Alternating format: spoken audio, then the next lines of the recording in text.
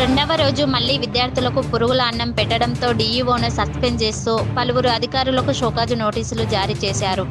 నారాయణపేట జిల్లా మాగనూరు జిల్లా పరిషత్ ఉన్నత పాఠశాలలో జరిగిన సంఘటన మరవక ముందే మళ్లీ ఈ రోజు కూడా విద్యార్థులకు పురుగుల అన్నం వడ్డించిన ఘటనకు బాధ్యుని చేస్తూ నారాయణపేట డీఈఓ అబ్దుల్ గనీని సస్పెండ్ చేస్తూ ఆర్డీఓ రామచందర్కు, ఎంపీడీఓ రెహమతుద్దీన్, ఫుడ్ ఇన్స్పెక్టర్ నీలిమాలకు షోకాజు నోటీసులు జారీ చేశారు.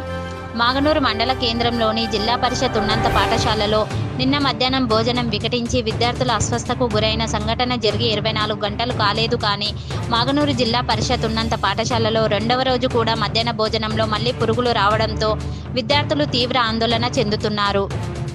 విద్యాశాఖ, రెవెన్యూ, ఫుడ్ సేఫ్టీ అధికారులు పాఠశాలలో ఉన్నప్పటికీ కూడా మళ్లీ అదే విధంగా విద్యార్థులకు పురుగుల అన్నం వడ్డించిన ఘటనకు బాధ్యుని చేస్తూ జిల్లా కలెక్టర్ సిక్తా పట్నాయక్ ఆదేశాల మేరకు నారాయణపేట డీఈఓ అబ్దుల్ గనీని సస్పెండ్ చేసి RDO Ramachandar, MPDO Rahmatuddin, food inspector నీలిమాలకు షోకాజు నోటీసులు జారీ చేసినట్లు అడిషనల్ కలెక్టర్ బెన్ షాలోమో తెలిపారు.